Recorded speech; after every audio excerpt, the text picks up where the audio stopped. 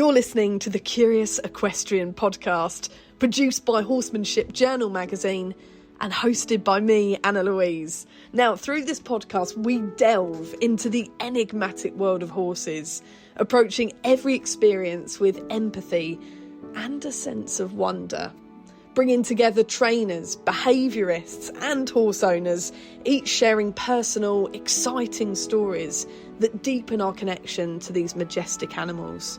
We unfold diverse stories of horses and their people, stories that inspire, that challenge and transform us. Join as we traverse the depths of equine behaviour and psychology, where curiosity leads the way and every horse has a tale to tell, enriched by a variety of human experiences, insights and voices. This is the Curious Equestrian. And today's guest is Ginny Horton, an animal communicator. Now, Ginny's journey into animal communication was deeply influenced by her emotional experiences with horses, especially the traumatic loss of her own beloved horse. Ginny's ability with animals has spread via word of mouth, not via advertising, and clients seek her out to talk to their horses. In this episode, we find out all about how Ginny discovered animal communication. We hear how important it is to tune into our own horses, which is fascinating, and the power of listening. We find out how Ginny copes with skeptics, and we challenge what animal communication actually is and how it works, finding out how Ginny has developed her communicative abilities with animals and what we can learn from that with our own horses. Let's dive in, shall we, to a very different world. Ginny, welcome to the Curious Equestrian podcast. My pleasure. You've got to talk us through, what is animal communication? Animal communication for me is being able to connect in the moment spiritually and actually connect with that animal in the moment. And so it's a spiritual connection, and the communication is received we all do it differently. You could ask for 10 different communicators and it could all be done slightly differently. But for me, I receive the information by feelings in my own body, sensations, and visual images, voices, words, anything really, any way that they can try and make me understand what it is that they're trying to get through to me. And is this with the animal in front of you, or is this to animals beyond the grave? I have been trained in the mediumship, but I'm not very experienced in that. So mine are all animals that are alive, and I can do it in person, do it by video link or by photograph, because it's a spiritual connection. You don't have to be in the actual presence of the animal. You can just as long as you've got a photograph or you've got an image of them, you can make that connection. And when did you realise that you had these talents, Ginny? I've always known that I've been a bit sensitive and been criticised over the years. Oh, you're too sensitive. And I've always, you pander to your animals too much. And it wasn't until I lost my last horse that I don't know, I just felt a calling to explore it on a much deeper level. So I went on the course with Richard Geldard, who is my trainer and mentor and friend now, I'm happy to say. And went on his course and was just amazed how it all happened and fell into place. Did you think, what am I getting, these feelings, these sensations that other people don't seem to get? Did you pick up on these sort of quirks in a way? Yeah, I did all through my life, but I didn't. The problem with it is that, and the beauty of it actually, is that we can all do it, but it's conditioned out of us. Any one of us can learn how to do it, but the issue with it, the actual gift isn't the communication. The gift is the ability to be able to lay yourself bare enough to let go of your ego, to let go of your emotional baggage, to create that space to allow the information to come in. That's the gift. Yeah. And what would you say, Ginny, to those listening who are sceptical and who say, well, maybe you're just perceptive. Maybe you're just reading the animal and diagnosing an issue that you can see. No, we're not allowed to diagnose. We can't diagnose. And the amount of horses that have told me they've got tummy aches, and they're humans I don't use the word owner, I don't like the word owner. They're humans go to the vets and then get them scoped, and they're full of ulcers. It happens regularly, and that's not something that I can see from the outside. And it's not something behaviourally I would see just from standing in the stable or even from a photograph. And do you know, when you're working with an animal and they're humans, Ginny, does everyone in the room need to have some sort of spiritual belief? No, you don't have. I say to everybody, I don't expect you to believe. I just need you to be open to it. Because to be honest though, if you weren't open to it, you wouldn't have asked me there in the first place. I have had a couple of people that I felt were testing me a little bit, but that said more about them, to be fair, than and their relationship. So that kind of panned out as you would expect, and it wasn't a particularly successful outcome from their point of view, because their ego got on the way, and then the horse just in the communication basically said, you need to look in the mirror a little bit more yourself. And tell us how it works for those who, and do you know, I've never experienced this myself either. I've never had an animal communicator read my horses. Okay. So take us back to square one, Ginny. How does it actually work? So what you mean, talk you through like when I go to a client and... Yeah, and what sort of picking up on how you read a horse. Okay, so I would turn up and then sort of give the human the spiel, and I'm not a vet, I haven't got any medical training. When I say I can't diagnose, I can say if your horse is telling me they've got pain somewhere, but I can't say any more than that, because quite often they don't know what the pain is. They just know where in their body hurts. So first of all, I ask their permission, because they might not, just because I've turned up doesn't mean that they're all ready to bear all their secrets to me. But usually they say yes. I did have one horse that I had to go back to 3 times because she wasn't in the mood. We have to respect that and then go back.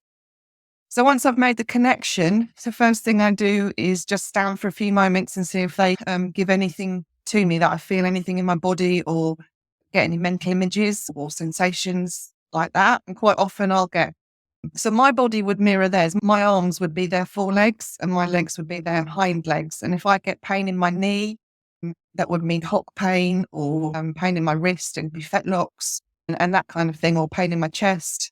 Could be anything from breathing problems to emotional anxiety or heart problems, anything like that. So what they hit me with to start with is what's on their mind the most and what they want to unload first. So we'll go with that. And then we'll work on a physical level. And I go all around their body, asking if they've got pain sort of in their feet, pastern, fetlock, work all the way around their body. And depending on their answers, we then work on the emotional level. And quite often, the physical and the emotional is interlinked. If they've got headaches, for example, or sometimes tummy ache, it might not necessarily be a physical issue. It could be because they've been holding on to anxiety, or they're unhappy for some reason, or their relationship isn't very good with their human. It could be any number of things. Usually pain related, though, I have to say. And how do you interpret what you're feeling? And so when you say, you feel these senses in your body, how are you able to translate these as messages? Okay, I use a crystal. I've got it here so I can show you. And when I'm connected, it will swing forward and back for yes. So I can literally ask them questions. And so forward and back for yes, and then left and right for no. And the strength of the swing is the strength of the answer. And it's all based on energy. And sometimes it will almost fly out of my hand if their answer is particularly strong. And if it just hovers, it means that they don't really know or they don't understand the question. And they take you quite literally because they live in the moment. If you ask a question, you've got to be very careful how you word it, because they'll say they're literally in the moment. So if you say, do you like being ridden? And let's say they're on bob's rest at the moment, they could say no. So the question is quite general. So you'd have to make the question more specific to get the information that you want. It's quite interesting. You talk about connection, which is something we talk about often in horsemanship with our animals in all kinds of different sessions. We want to garner that connection. How do you, in a moment of minutes, decide whether a horse will communicate with you? Like you said, you had to turn around and leave a session for a few times because a horse wouldn't communicate. How do you make that judgment as to whether you've made a connection or not? Well, I asked them with the crystal and asked them if they're happy to go ahead with the communication. And if they say yes, that's great. We carry on. If they say no, And for the listeners that say, Ginny, how can a crystal tell you this? Surely the wind was just strong that day and it flew out of your hands. Or how legitimate is this service? What would you say to them? Well, I'm usually doing it in the stable, and usually sort of backed up into a corner somewhere. And it is. I know it sounds a bit crazy, but you have to see it to not see it to believe it, but experience it. So I've had several ladies that have had me in and openly admitted they were skeptical. But it's not just the crystal, because I get images in my mind, and it's all interlinked. There's lots of different ways of doing it, and it's like piecing a jigsaw together. And a lot of the information is metaphorical. It's not actually literal. One example I can give you is that one horse kept giving me a picture in my mind of a badger. I'm like, badger? What significance is this? And I said to the lady, and she said, oh, his best friend is a horse called Badger, who's in the stable next door. So that's how it works. It is a little bit... Wow. So in a way, you're relying on your clients to be a bit open-minded when they take you on and say, actually, let's see what Ginny is able to bring to us. Yeah, absolutely. But it's got to remember, it's not my information, it's their information. I'm just the vessel that it travels through. And we laugh and we cry and we do everything in between, because it can get, I know it can get really personal and really emotional, because especially if they are having a difficult time with their relationship, and because the horses are so sensitive, it might not be their relationship that's in trouble. It might be the human is having a relationship or emotional issues outside of the horse relationship, but they're still aware of it. They're so sensitive. You'd be surprised at what they can pick up. But then sometimes they bring, I've had a couple of times where they've shown me images of babies that haven't made it to this world, and they're aware of that's happened for their human. And so it can be very, very personal. Oh, wow. And what is beneficial in terms of animal communication? How can that benefit an owner, as you say, a human and their horse when they're experiencing issues, compared to bringing in someone who does equine massage, getting a veterinary diagnosis, or someone in the equine field who's more scientific in a way? I'd like to think that we could all work together, and that's the dream. That's the dream, is that the scientific people would work in conjunction with fine-tune things, and then the horse would benefit physically much quicker, and therefore emotionally be much happier because their pain is resolved. But on a daily basis for me with my horse, it's my relationship is just so much more intimate. It's just on such a deeper level, and that's where my ladies say is that the relief that they feel when their horses are happy, that if they have had injuries or pain, that it's been dealt with and that they're managing it correctly, or if they need more help, even if they get information through that isn't perhaps great news, they say it doesn't matter, because we can then make a plan and then we can go ahead and get it sorted for them. But it's all about working on and connecting with your animal on such a deeper level that you're so in tune together. And until you've experienced it, you don't really know what you're missing, really. Take us back, Ginny, to the horse that made you think, wow, I can do this. Anthony was my heart horse. And unfortunately, I suppose it's 3 years ago now, we were loaded up, ready to go off to the forest for a ride. And he started colicking in the lorry. Long story short, ended up at Newmarket and nothing they could do. So I'd gone out for a ride, and by the afternoon, no more horse. And I think the loss of him so traumatically made me want to explore the spiritual side a bit more, I think. And then when I got my new horse, he was like the reincarnation. Orion it could be Anthony, but just in a different body. And with that in mind, I went and had a communication with Richard Geldard for Orion, and then went on his courses. And now I'm up and running myself. So yeah, it's great. And can anyone learn the animal communication skills? They can. It's just like I said before, you've just got to be open to be doing it. And I'm trying desperately to encourage more and more people to go on the courses. And even if you don't want to do it for lots of people, it just really makes your own relationship with your own animal so much better.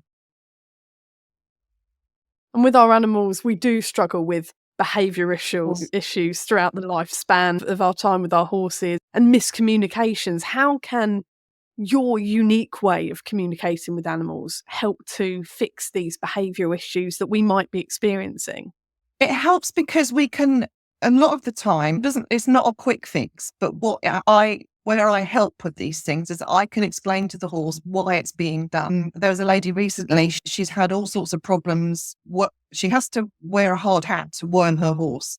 And during the communication, he said he'd got some discomfort in his mouth and he wanted a warm saline flush. And she said, "Oh, Ginny, I don't know if I can. I have to wear a hard hat when I worm him. He rears up. He's a nightmare." I said, "But this is what he's asking for." So she sent me a video about 2 hours later of her just flushing out his mouth. He just stood there like a baby. Because I'd been able to explain to him, he'd asked for it, and two, I was able to explain to it that it was to help him. And I think a lot of the problems are because horses just don't understand. They just don't understand what we're trying to do for them. They don't, because there's quite a lot of the time they're rushed and they're just, I don't know how else to describe it, really, just rushed and forced into doing things. You got to remember that horses in domestic life, they can't make any decisions for themselves. No, they do not make a single decision. They'd have no choice generally in their life at all. So the behavioural issues is a separate thing to really what I do, but I can work in conjunction with people that do behavioural work. It's really sad, isn't it, actually thinking about the fact that our horses never get a chance to decide how they will spend their lives. And yet in the wild, they would be picking out their points of direction, whether to go cantering across a hill or to go rolling in a lake. And yet we now determine what they want to do, what they will do, and where we go. Yeah. How do you think we can, because obviously you've got these sort of unique skills that you're working on every day. How can we give our horses more choice when we might not necessarily be able to feel like we can ask our own horses? I think what people underestimate is undemanding time, and people focus too much on the ridden time. And I've done several videos, just little snippets of Orion and myself, and it's basically, don't rush your time with them, live in the moment with them. If you haven't got time, don't think you've got 20 minutes and you've got to quickly do a ride. They'd much prefer that you spent the time with them, groomed them, made sure they were warm and comfortable and well fed, and that's enough. It just being with them, being present in the moment, imagining. And the other thing as well is the intention behind your actions and emotion. That's what they pick up on. You can say whatever words you want, but what they feel and what the connection is coming from your emotions, and that's what they pick up. So if you imagine pushing a pink cloud of love physically in your brain, physically pushing that into them, they will feel that. My logo is a picture. It's a pink cloud with two gold padlocks linked together. And how that's come about is a pink cloud for me is how I show love with the animals. And so I like I said, mentally push that. And I was doing that to Orion after I'd been on my course to learn how to do this. And just sitting in the field with him, and he was stood over me, with his head over me. And then in my mind, I received back the same pink cloud, but with two gold padlocks locked together. And so that was him saying back to me, yeah, pink cloud, back love. But then the 2 gold padlocks was us, symbolized Oh. us together within that pink cloud of love. So, when it's that horse behavior isn't necessarily just behavior, it is also communication. Mm.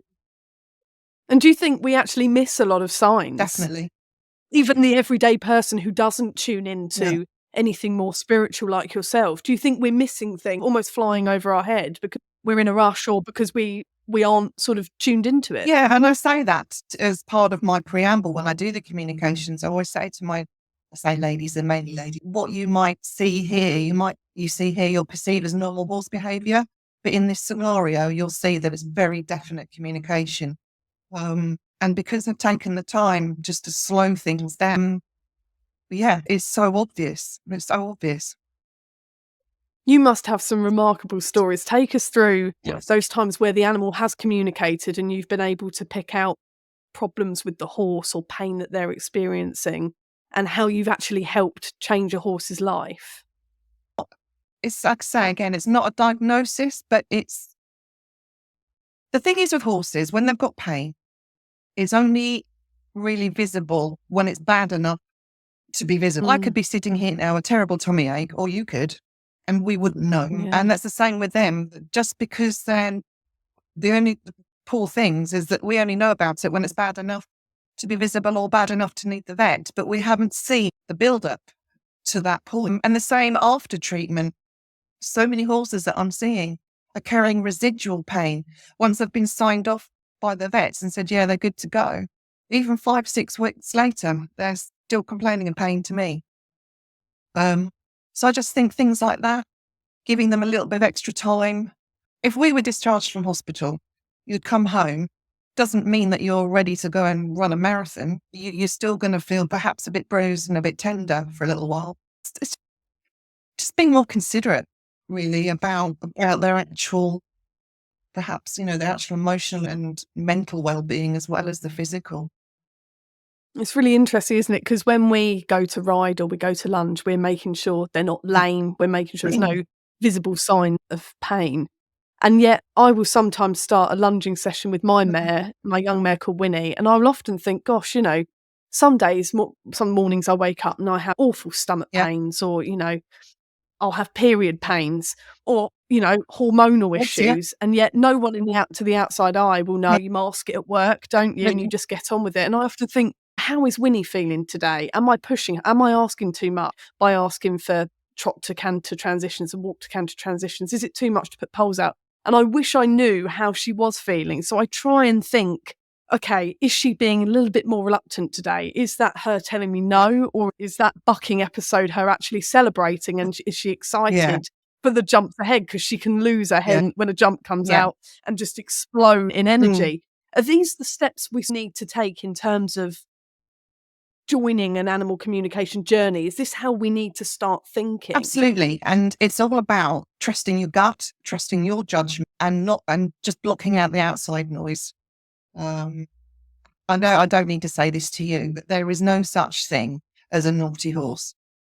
That is just what humans mean by that is a horse that's behaving in a way that doesn't suit their purpose at that particular time. So exactly what you've just said is just, your intuition and your gut. That's the start of communication. That is what it is to start with. And then it's just learning to develop those feelings. So if you're feeling those things, trust them. If someone's listening now, Ginny, and thinking, this is really piquing my interest and I'd love to embark on an animal communication journey, what are the first things that need to be done and what can people do today? I think you've just got to be ready and ready to be open and be prepared that you've got to do a lot of self-reflection. And if you're at that point, then just contact Richard Geldard and get on the courses. And there are other tutors out there, but he is phenomenal. He and his husband, Matt Bryan, they're amazing. And I've seen it with my own eye, what they're capable of. And they've started me on this journey. And yeah, always grateful to them for helping me. It's interesting, Ginny, because we've talked about those who might be skeptical, who might listen to this and think, well, there's no scientific explanation. This is not legitimate and I can't trust this method. But we also need to acknowledge that we don't know everything on this earth, and there's plenty that we don't know as humans. Yes. And it's interesting that you say anyone can embark on this journey. When I hear you talking about these images and these sensations that you're feeling, these could possibly be gifts that actually not everyone is born with. How do we determine whether we actually have the skills that we need to actually join one of these courses? If it basically all boils down to this word called human ego, one, and even with a little e, if you're in any way thinking that it's not possible, you need to reason. Your question is, why don't you think it's possible? And then if you're questioning your belief system, then that's usually your conditioned behavior from when you were a child, what your parents told you, what your teachers told you. And if you go back far enough to perhaps being a child, before you're influenced by the outside world and being conditioned, then anything's possible. That's quite a difficult question to answer because I'm so far, it doesn't occur to me that it doesn't exist. And I just think people that are skeptical or people that don't think it's possible, for me personally, that it says more about them and their lifestyle and what's their life experiences and what's happened to them to make them shut down enough to have those views. And there's always something.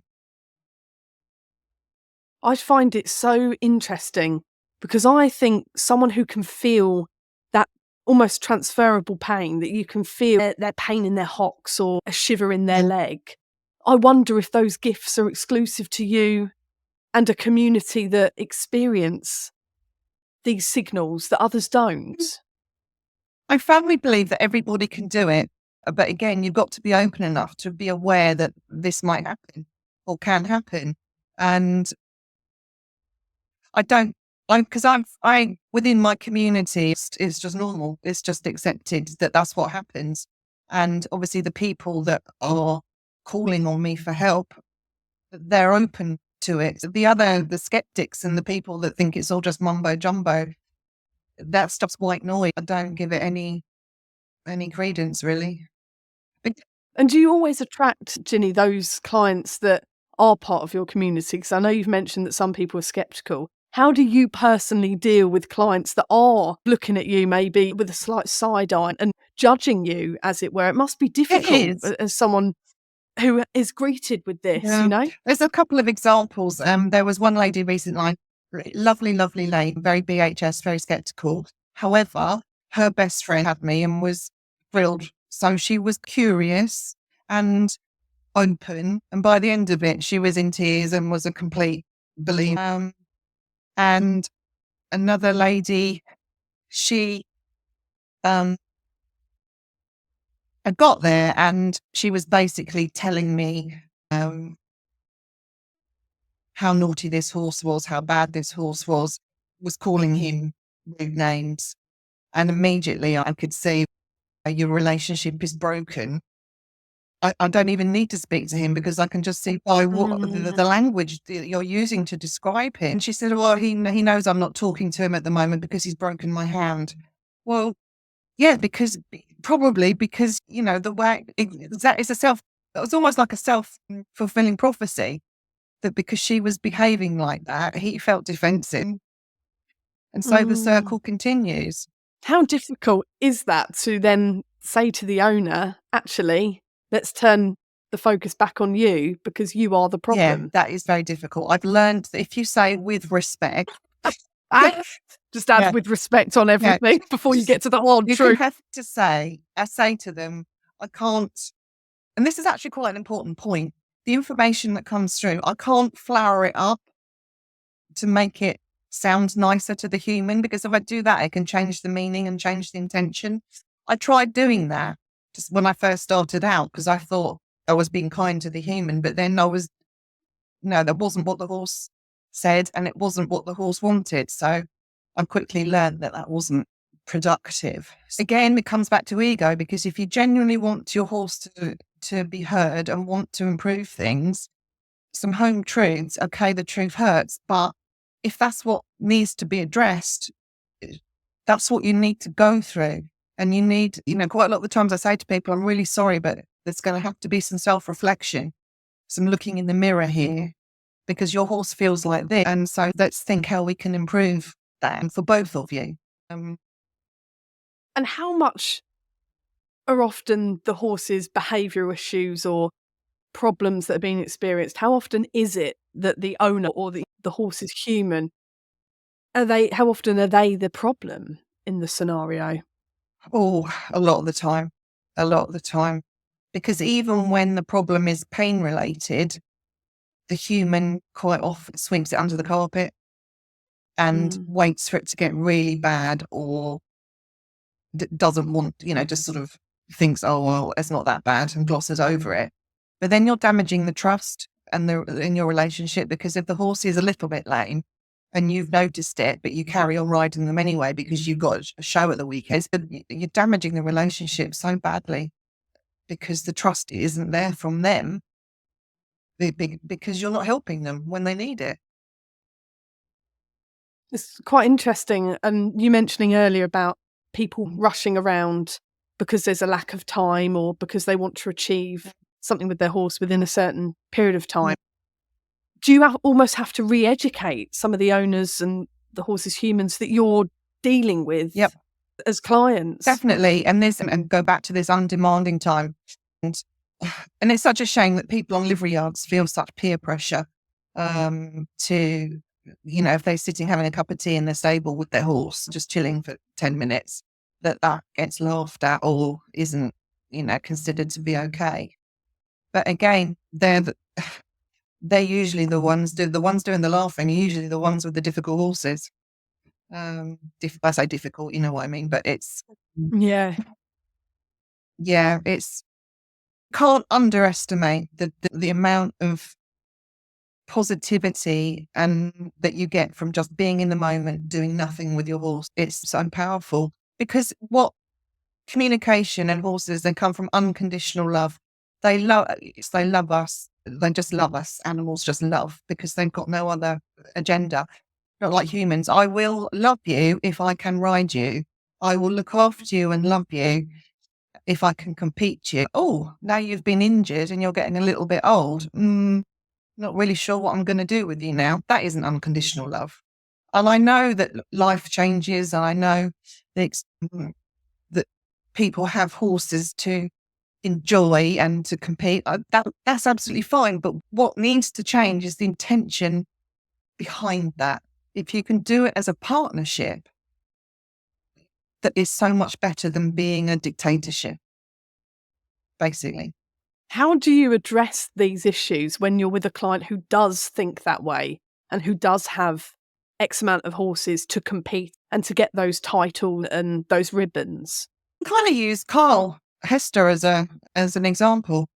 And his horses live out. Okay, they compete, but they're very much in tune with some of the more holistic approaches. And you don't. And interestingly, it's the top professionals. If they're in tune with these techniques, then the semi-professionals are the ones that are so anti, and the ones that are at the top end of the amateur level. And it's just a power trip, and winning. It shouldn't. No problem with people competing to win, but not at any cost. Not at the cost of your horse. But if you work together and you can win together, surely that's got to be so much better for everybody. And how do you try to change and shift that mindset when it's probably ingrained in a human right from their childhood? Maybe they grew up in a competitive family. Maybe, it's been taught to them by their parents who are horsey. How do you try to bridge that gap and say, actually, are you able to look at it in a different way? I don't need to, because during the communication, the horse does it. I don't have to do anything. And to be honest, if my ladies don't cry by the end of the session, I haven't done it. Like, because those hard truths are dished Yeah. out to them, but not to you, Yeah. but through their Exactly. horse. And it's the horse's information. It always is. And I've had to go through this myself with my boy, and I bought him as a schoolmaster, and now he's just hacking around the village twice a week. That's how it goes. That's what he wants to do. So, oh, I'm not going to make him do something he doesn't want to do. And tell us more about the lady that was sort of effing and blinding at her horse and sort of treating him, speaking about him in an awful way.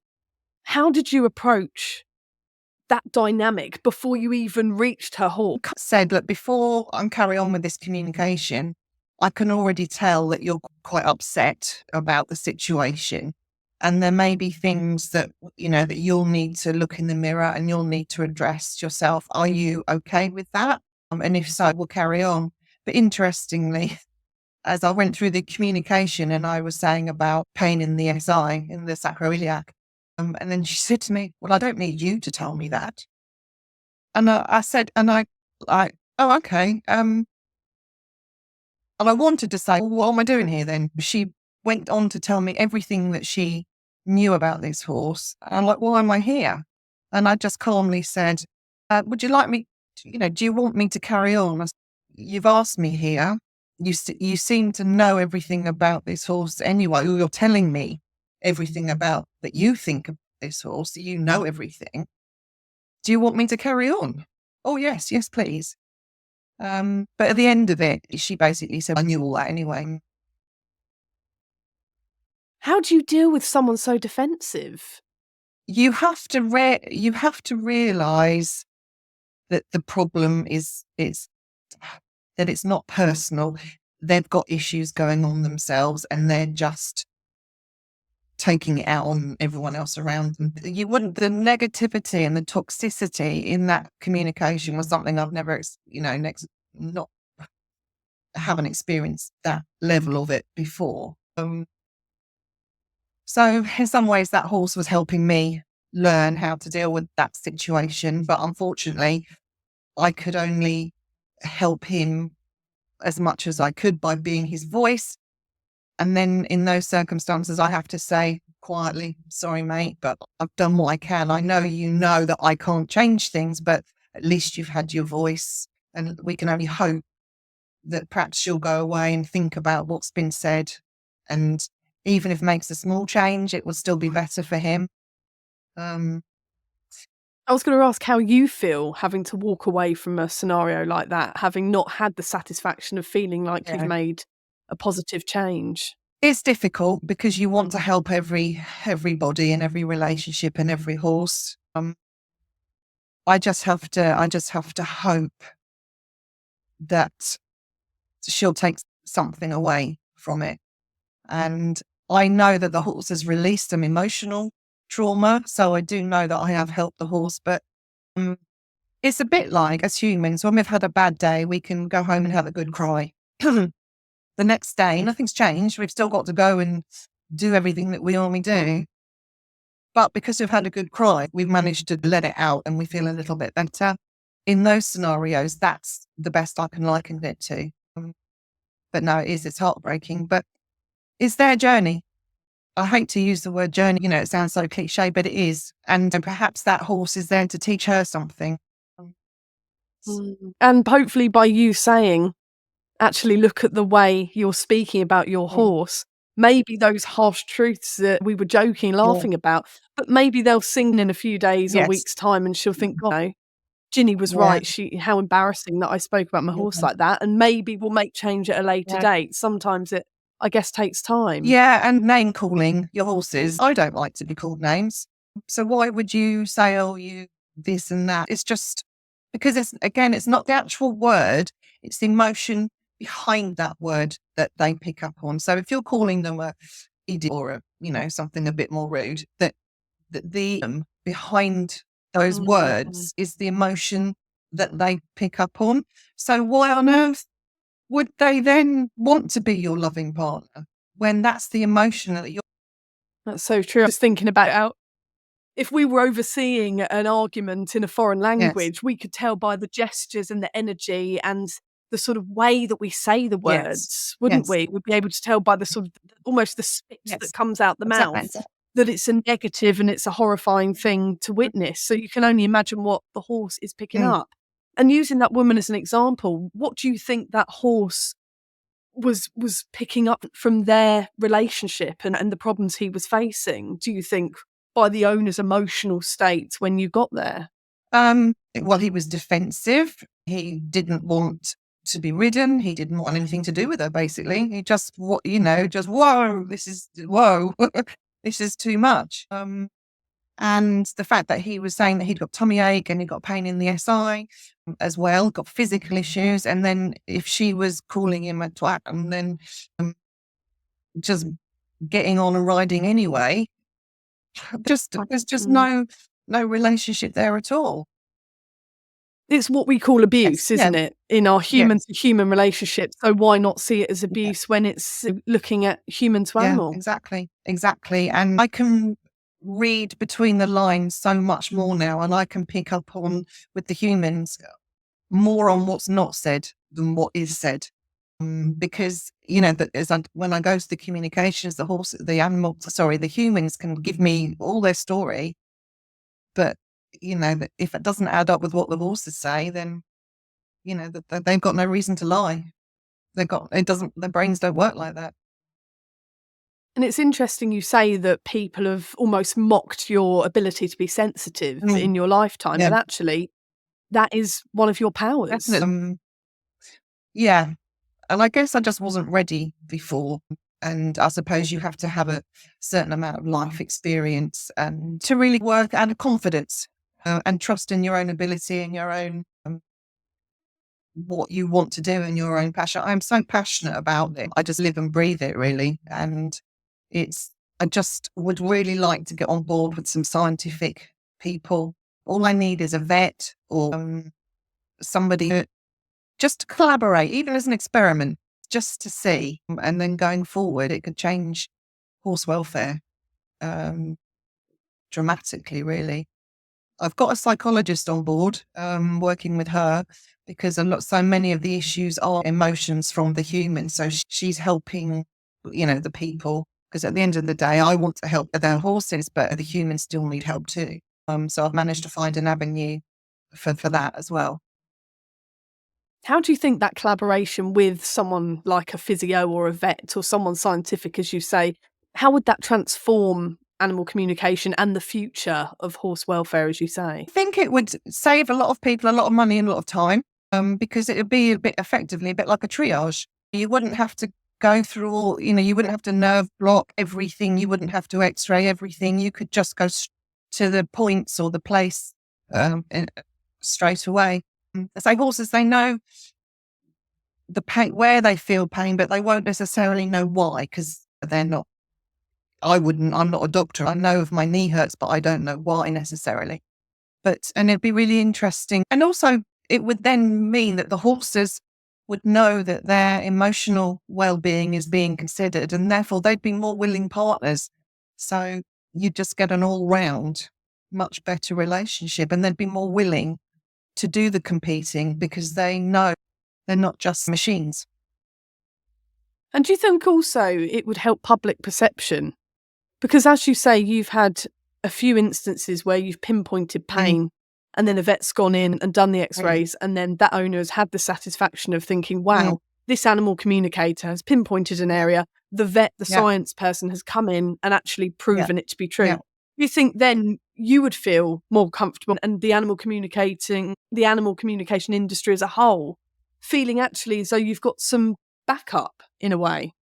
Because not for me, but for the humans, because I'm finding got a lot of poor ladies, they've in a situation where they've had the vets, they've had the treatment, then they've had me because they still don't feel that something's quite right. I come in and say, no, there's still residual pain here. They go back to the vets and the vets say, no, everything's fine. So they're stuck in this place of limbo. Well, where do I go from here? And that's a reoccurring situation. And that's kind of where my collaboration came in, because these poor women distraught because they want to do the best for their horses, but they just don't know where to turn to next because they believe what I'm saying because they've had that gut instinct themselves anyway. But the science guys are saying, no, everything's fine. And so then it's a question of just trying to break things down as to what your options are going forward from here. And honestly, most of the options involve get a second opinion or go straight to Newmarket. And we all know how expensive that is. Exactly. So it's just a question as if we could all, collaborate together, it would just be so much better. For those who want to embark on a journey and who are intrigued by your world, Ginny, and who think, actually, I'd like to learn a bit more, how can they find you and how can they find out more? I haven't got a website. I've just got a Facebook page at the moment, and it's Ginny Horton, animal communicator and Reiki master.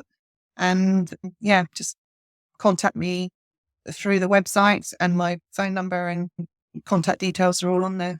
And there's testimonials on there. I've got clients on there and testimonials and feedback from some of them. You can see some of the horses that I've been lucky enough to help. And how do you think the world will benefit from stronger equine communication? I think with the way the world's going, horses cost a lot of money. They are our fun time, our therapy, our friends, our part of the family. And I think if it costs so much money to have them, it would be so nice if you could just enjoy them that much more. And that not just us, but they enjoy it too.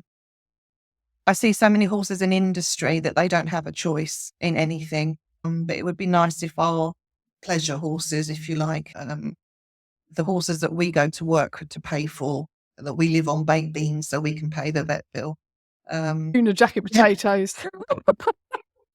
Oh, thank God for tin tuna. Yeah, exactly. If we could all, it would just, and so much would, not only with the horse, but our own mental health would be better, and we would be confident and competent in knowing that it's not just the physical welfare that's being taken care of, but within our own species, mental health has only now come to the fore.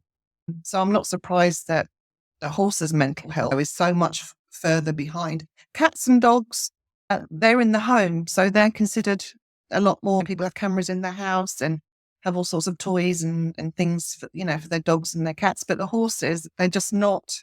That's why I'm so passionate about helping them, because they're just been left on the outside and are still expected to perform.